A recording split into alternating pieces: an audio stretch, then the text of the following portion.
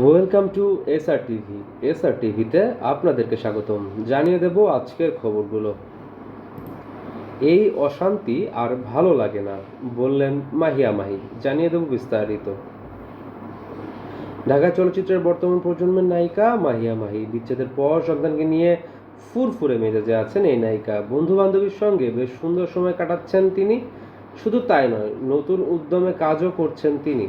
এবার ঈদে মুক্তি পাওয়া সাকিবের রাজকুমার ছবিতে ক্যামিও চরিত্রে অভিনয় করে দর্শকদের প্রশংসা পাচ্ছেন।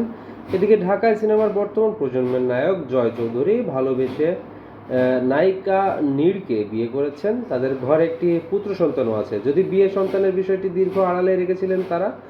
জয় চৌধুরীর সঙ্গে মাহির প্রায় সময় নানান ছবি দেখা যায় সামাজিক যোগাযোগ মাধ্যমে। এই নায়কের বাসায় অন্য নায়িকাদের সঙ্গে বেশ ফুরফুরে মেজাজে আড্ডায় মাতেন দেখা যায় মাহিকে। জয়ের সঙ্গে সিনেমা না করেও এতটা ভালো সম্পর্ক কিভাবে হলো সেটি এবার একটি অনুষ্ঠানে এসে ফাঁস করলেন তারা।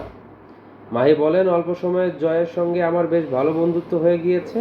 ও আমার সঙ্গে কোনো সিনেমায় কাজ করেনি, আর আমার সঙ্গে যেই নায়করা কাজ করেন তাদের আমি শত্রু ভাবি, যার কারণে তাদের সঙ্গে আমার সম্পর্কটা ভালো হয় না।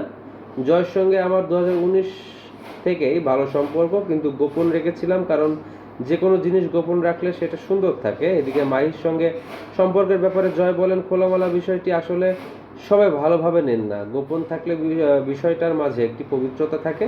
মাহির সঙ্গে আমার বন্ধুত্ব অল্প দিনের হলেও আমাদের সম্পর্কের মাঝে গভীরতা অনেক।